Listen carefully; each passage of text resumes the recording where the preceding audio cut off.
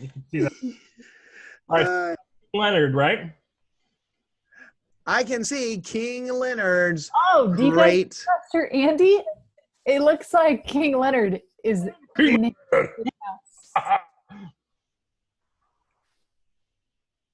That's pretty amazing, Pastor Andy. That one better, or do you prefer um, this one? This one or this one? I was torn. I kind of like this one. Oh, we're looking at Pastor Andy's face. Yes. Fine. I kind of like this one. What do you guys think? Can you guys see now? I spotlighted him. Go to speaker view. Which one? This one? You're adorable. All right, here I go. Right. There was once a lion king who ruled over the hearts of the jungle, over the beasts of the jungle. His name was Leonard, and he lived in a majestic castle high atop a mountain in the center of a jungle. Leonard was a very good king and greatly enjoyed doing things for his people. It pleased him to give the animals food to eat and clothes to wear. The king loved to watch through his royal telescope as his servants went down into the jungle to deliver barrels of fruit and brightly wrapped presents. One sunny afternoon, as King Leonard sat on his throne, looking out across the jungle through his royal telescope, he spied his vineyard. He could see that the twisting grapevines had grown long and tall and were now covered with plump, juicy purple grapes. Horatio! The king roared. A tall, thin bird scurried up to the throne. How may I be of service, sire? The bird asked with a salute. I've just noticed that my royal vineyard is full of grapes that are very ripe. King Leonard said, turning his gaze toward the polite servant. Then his furry face grew solemn and his regal nose twitched. These grapes must be picked very soon or they should dry up on the vine.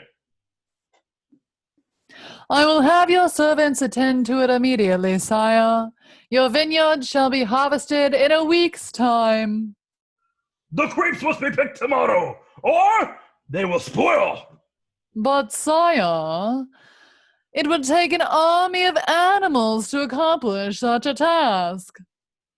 Then we must see to it that an army is gathered, Horatio. Prepare my chariot. But, sire, Horatio You shouted don't- with wide eyes. you don't intend to... Tomorrow we're going down to the jungle to hire animals to pick the grapes in my vineyard.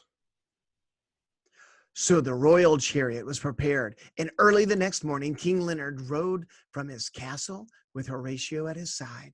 When they reached the marketplace, it was already filled with activity. Birds and snakes and orangutans were setting up stands to sell their stuff, and there were a number of other animals just wandering around. The king's procession came to a halt, and the marketplace grew still and quiet. All eyes were drawn to King Leonard. Horatio rose and lifted his head to announce the king's arrival. Hear ye, all animals of the jungle. The good King Leonard has come down from his castle. Rising from his chariot, King Leonard prepared to speak. I have come amongst you today to offer work to those who are willing. The king said in a deep, noble voice. The animals remained silent, their eyes glued to the regal lion. To each of those who will go out into my vineyard and pick grapes today, I will give one single coin, silver coin. He held up a shiny coin for the animals to see, and no one spoke. You there, my good rhinoceros, whatever you are, one-horned beast, will you work in my vineyard for a silver coin? Why not? I was just gonna hang around all day anyways. Very good. Are there others? A gorilla grunted his consent, a leopard leapt forward, a wild boar squealed his approval, and a line began to form next to the king's chariot.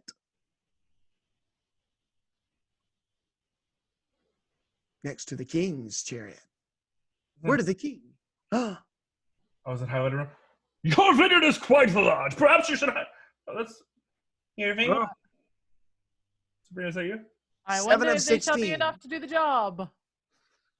A fine idea! I shall return every so often to deliver the offer to those who may have missed it. Horatio, have the driver take us around the jungle once more. And the procession began to march forward. It took King Leonard's chariot the better part of 3 hours to travel all the way around the jungle. And when they arrived back at the marketplace, the king was pleased to find a whole new group of animals. Come, work in my vineyard for a silver coin. He told them. The animals raised their eyebrows as they looked at the shiny coin in the lion's paw, and they fell in line behind his chariot. After the new group of workers had been led away to the vineyard, a messenger arrived and whispered something to Horatio. I have received news from the vineyard, sire. The thin bird said to the king. Very well. Speak it.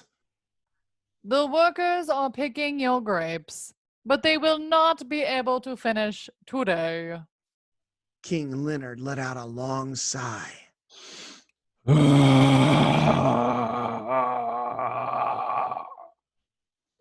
Those grapes will spoil by tomorrow. We must have workers. Take us around the jungle once again. So the royal procession traveled around the jungle again. And when they arrived back at the marketplace, they found still more animals willing to work in the vineyard. This continued all day long. Finally, when it was almost quitting time, the king hired one last group and told them to hurry into the vineyard and pick as many grapes as they could before dark. Then the waiting began. King Leonard, Horatio, and the royal procession waited in the marketplace for news from the vineyard.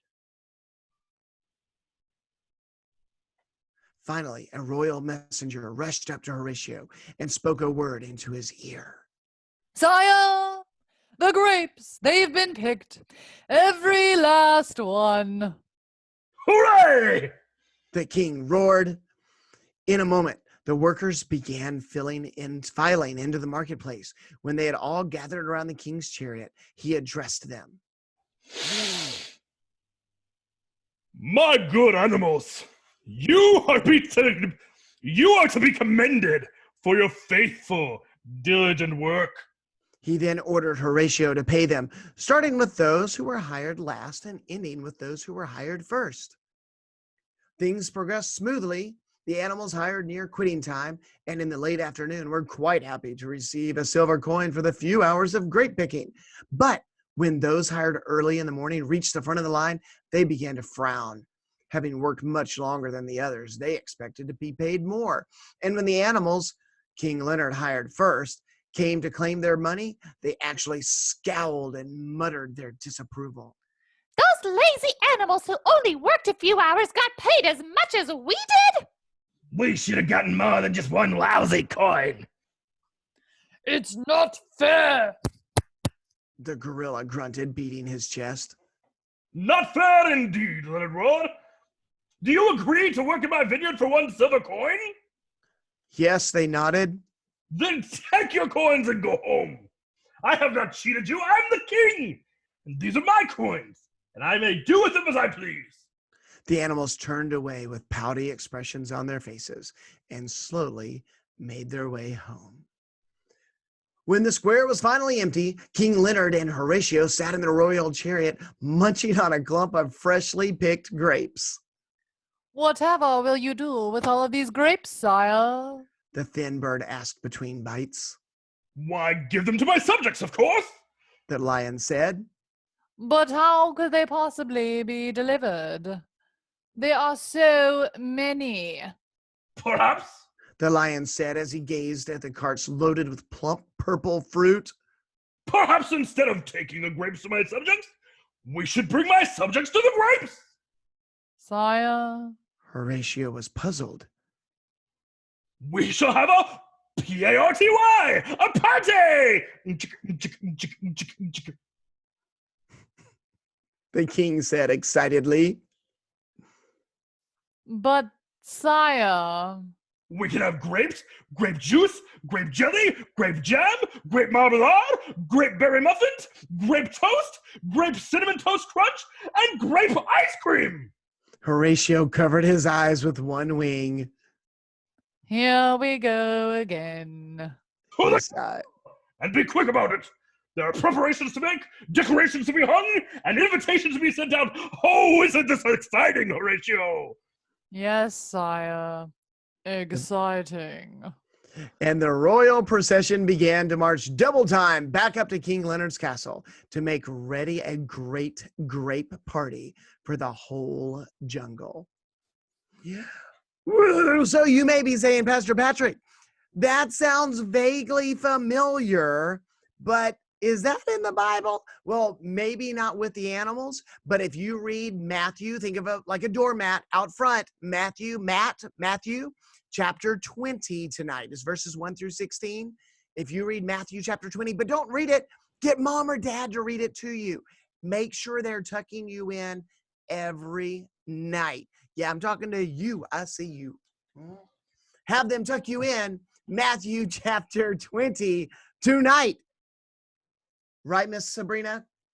That's right. Have them tuck you in tonight and get you set up on Kahoot tomorrow. And don't let the bed bugs bite. All right, Pastor Andy, we're going to turn them on. Yeah, let's do it. Let's turn on all the microphones and everybody say hey.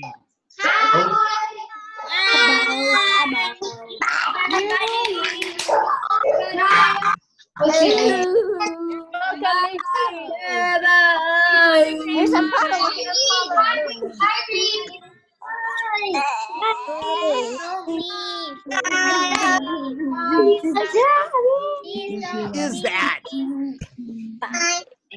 Bye. I like this song.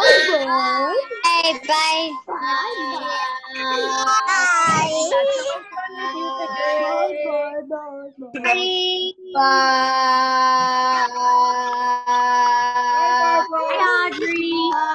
And don't forget, Kahoot is at 11 o'clock tomorrow. If you want to play Kahoot, get there a few minutes early so we can get you checked in, just like on Sunday mornings. I hear her. Hi, Audrey. Hasta lasagna. You got it. Wow.